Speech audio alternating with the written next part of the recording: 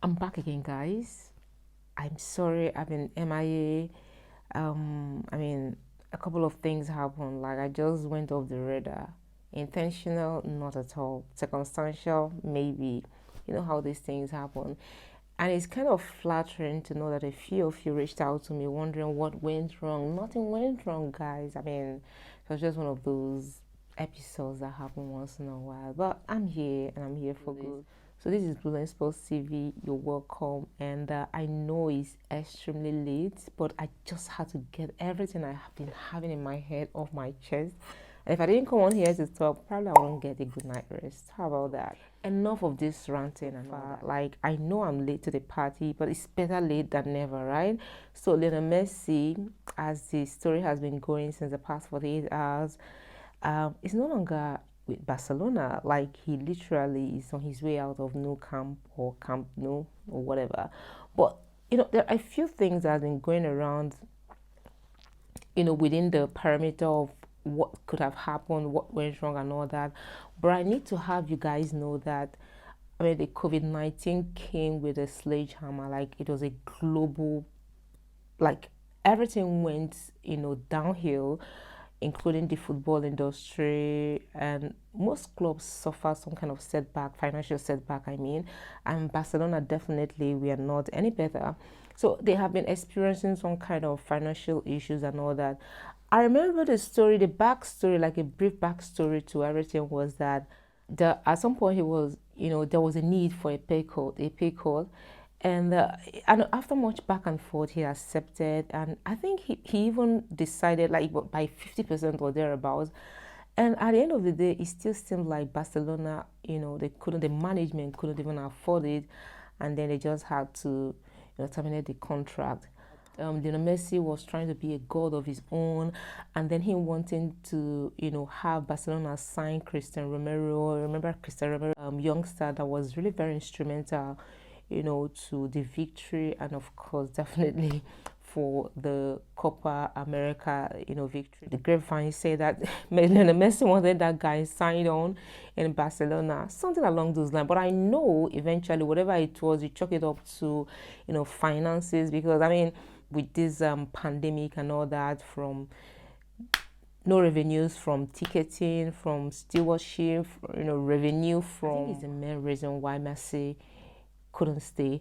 But the funny part of it is that so many clubs are interested. Okay, assumptions, like allegedly, at some point, Man City were, rumored to be interested in him, but that of course will not fly. They just signed like one of the biggest signing in England, and that's Jack Grealish for like over £100 million.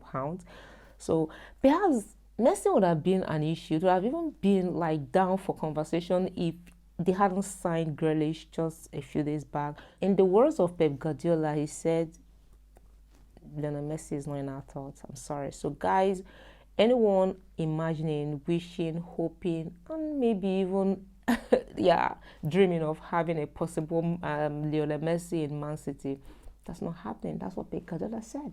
It's not happening. And then funny, I even heard, clubs like Chelsea, Manchester United. But enough of those theatrics. I think the most likely club to clinch him would be PSG, and that will make a very, I think it will make an interesting combo for him, between him and, it will kind of enhance the bromance between him and Neymar. If you remember, Neymar was in Barcelona, and they had quite this synergy, this understanding that worked for them. So that ends the 21 years marriage between Messi and Barcelona. Aww. Just like everything goes, there's time for everything. It's time to say goodbye. So now back to the big news, and that's Chelsea's transfer. Okay, now it's been like back and forth, right? It's no longer news that I think, as a matter of fact, one of the things that just got me tired was coming to repeat, rehash these never-ending Haaland, Lukaku, Lewandowski, so many of them. So I really got tired, and I didn't want to continue going over and over again. So now I'm here, and then the most authentic, just like every one of them, but the one that seemed to, almost get into a conclusive stage is that of Romelu Lukaku. Initially, the Inter Milan were not budging. They said they were not letting the man go, letting Romelu Lukaku go. I don't know, but this might be an unpopular opinion, but I don't think it's a good idea. Like, look, Chelsea does not just need a striker. Getting the like of Romelu Lukaku would have been okay if there already had been like a formidable forward. Like right now, we don't have that, talisman in the true sense of it. For me, being a striker entails being the magic maker. You bring in the magic wand. No, you're expected to deliver at any point in time you come on stage. I'm sorry to say that Lukaku is not exactly that magical striker. He has his strength and all that. For me, football game is just you're as good as your last game. I'm sorry to say that he did not quite impress me in the Euro 2020. Like, he couldn't pull the magic. For me, it didn't look to me like he was that reliable. Matter of fact, if you ask me sincerely, if you want my honest opinion, I will tell you that I even prefer a Lewandowski. I'm telling you, this might not really go down well with a lot of people, but that's my personal opinion. I didn't say anything is wrong with Lukaku. He's a brilliant striker and all that. But he's not the kind of striker that you say, oh, he's going to deliver. Oh, he's a clockwork, he's going to deliver. But that's exactly what Chelsea needs. We don't just need just a random person to come on there and just, it's not going to be. Now, you see the kind of effort, you see business kind of effort the other teams are putting into their purchases. The likes of Man City, Jack Grealish, they got the Aston Villa captain for that whopping amount of money. You know what he's bringing to the table. They already have arrays of very crazy, wonderful strikers. Phil Foden, a lot of them there. Okay, you also see the effort that Manchester United. You see, these are teams that you're very sure you see the conviction in them that they are ready, to win the league. So Chelsea hasn't done more. They just seem to have this lackadaisical, attitudes towards signings and all that. I don't know what the story is like going. I mean, I don't even want to start delving into the Erling Haaland stuff, but it would have been better. While I'm not saying that Erling Haaland would have been or would be like a magic, for Chelsea forward, but considering his age, you know that he still has ample time. Now, Lukaku is 28, and there are talks that he's going to sign like a 5-year contract. That means he's still going to be with Chelsea for the next 5 years till he's 33 years. Whether he's going to deliver or not, we're stuck with him. So I don't think Chelsea should always feel comfortable to find themselves in this quagmire of buying just anything on a whim. And at the end of the day, there are afterthoughts. Or should we have? No, at this point, it should just be an accurate one, and Tuchel should start looking in that direction.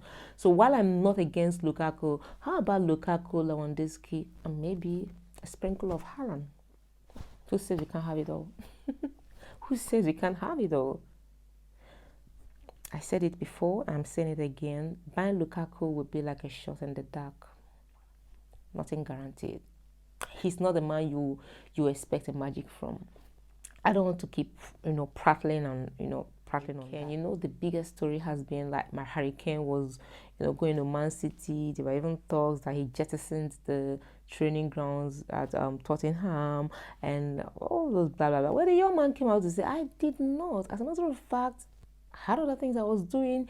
People are just imagining things. People are probably making unnecessary conjecture and all that. So he's coming back on to the training ground, which indirectly means that he's not going to Man City. Hallelujah. Okay, now so Man City already have Grealish, and they're not looking to sign Messi, and Harry Kane, as at this moment, is still with Tottenham Hotspur. So we can afford to let that rumor go to rest, can we, right now? Okay. Now, Jules Koundé, it was a big news over the week that Jules Koundé was coming in, was going to be a replacement for Kotsuma and all that. He's coming from Seville, and when he comes, and when Chelsea brings Jules Koundé, they will exchange him, with Kotsuma and all that. And then Kotsuma said, okay, you want to send me out? Great. You think there's someone better than me? Fantastic. But then West Ham are interested in me. You're not sending me to Seville. If you're going to make me the sacrificial lamb, allow me to make my own choice. Exactly what I can do. So whether the Jules Conde what a racket is still going to float, I have no idea. But it's still all predicated on what Kotsuma wants. Now Olivier Giroud, remember Olivier Giroud, he scored his first goal in Inter Milan. God, could I be prouder? I am proud of him.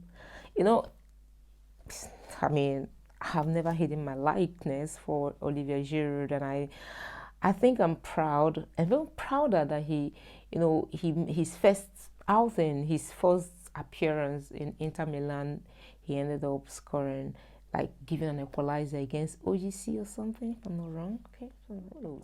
So now back to MPFL. Yeah, I'm a proud Nigerian, so I always touch back home, and now the season has come to an end with expectedly Aqua United winning the league at 71 points, Nasarawa United, and then the FC Ifanyoba at the bottom on the table. So congratulations to Aqua United. So guys, on a not too pleasant note,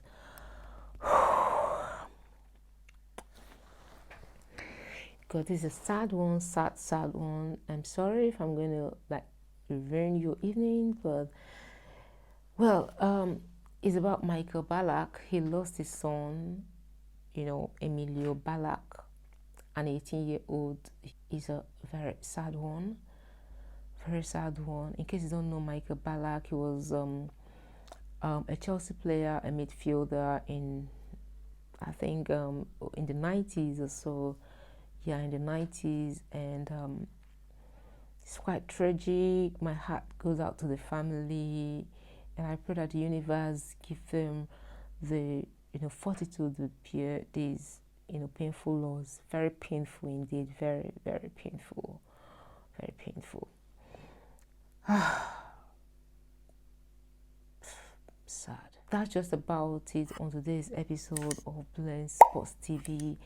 And I sure will be here on Sunday. We talk a little bit more on what's been going on and tattle a little bit and see what goes on. If you haven't subscribed, like I said, I'm still going to shamelessly ask that you go ahead and subscribe to this channel. Flood up my comment section. Let's get this more interactive than it is. Guys, come on. You can do better. All right, take care of yourself and have yourself a fantastic evening. Bye.